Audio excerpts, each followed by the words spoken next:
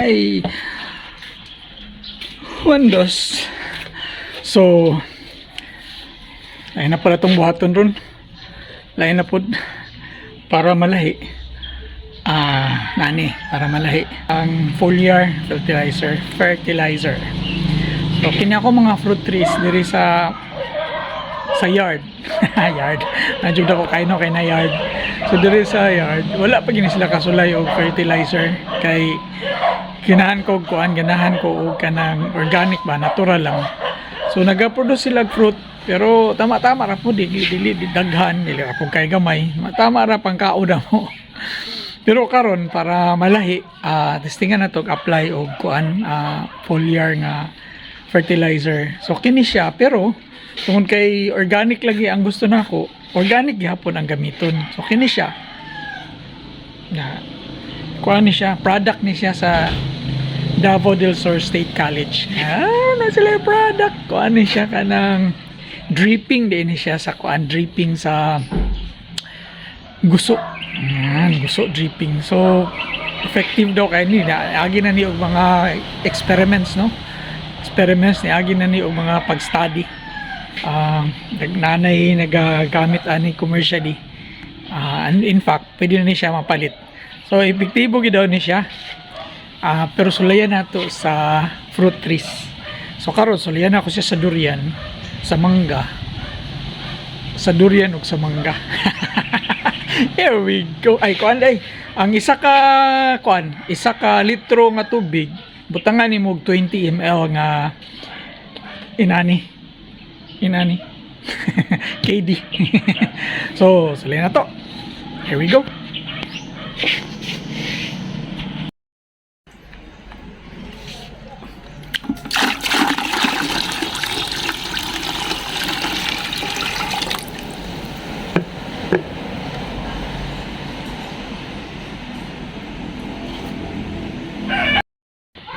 So kini ang akong unang experiment. Kini durian daghan siya bulak karon, gabulak siya. Sulayan nato kung mudaghan ba siya og bunga. Kay sa una daghan kay bulak pero mga hulog lang manggod. Nagyapoy mapurma nga bunga pero gamay ra. So as far as I can remember, ang pinakadaghan nga bunga ani siguro mga 60 lang kabuok. 60 lang kabuok niya. Dako na manguni nga punuan. So mo lang itong pinakadaghan. The rest mga 20 lang, 30 nana. So kini nga fruiting season, nalahi po ni siya. Duha ni kapunuan sa mangga pero durian, pero isa lang ang nagbulak. So sulayan na to karon kung mudaghan ba, daghan kayong bulak sa taas. So all over the branches niya na ay mga bulak yun. So, halos tanan niya nga mga branches na ay bulak. So sulayan na to. Here we go. So kinila sa atong gamiton.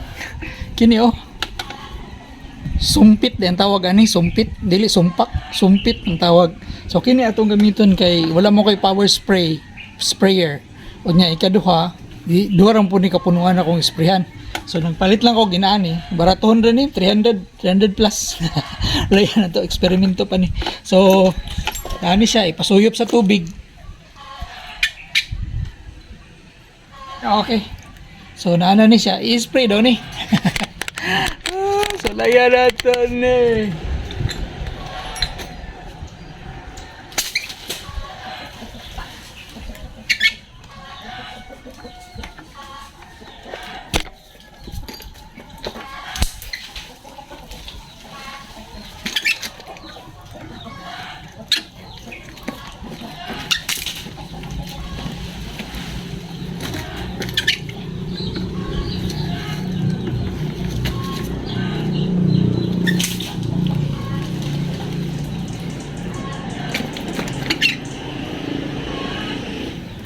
By the way, kining foliar nga KD pwedeng humuta.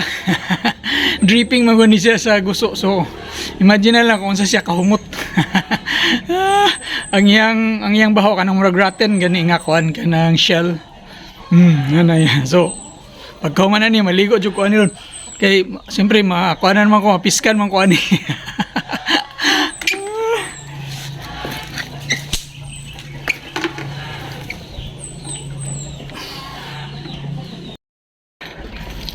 So mana. Humana tag spray for now. Ang akong nagamit kay kini 300 ml. So bali 12 liters ang gigamit na ko ani niya. Ana. So ang tanaw na to sa resulta no. Ang interval ani kay every 2 weeks. So karon February 8. So ang sunod na akong spray would be February 22. So buhato na to ni siya every 2 weeks. Apil na lang po na ako spray ning durian nga wala pa namulak kada sa likod. O i-sprayan na po na ako tong mangga dito dapit. So tanaw na to kung okay ba ning kanang foliar fertilizer nga dripping sa buso. Kay kung okay gani atong i-promote. Actually, daghan na mga farmers nga naggamit ani sa mga vegetables. Tapos ang mga feedback kay murag ning increase silang yield. Unya, ang nakaayo pa gyud kay na siya'y murag insect repellent kanang property yan siya. So kung ma-decrease tong pag-spray nila og kanang insecticides kay kung i-spray nimo aning KD kuan siya kanang dili mang duol ang mga insects. Sige, una basig tungod sa kabaho. Honestly, medyo kuan yun pungent no ang ihang amoy. Pero pagkataon-taon maanad ka murag wala naman.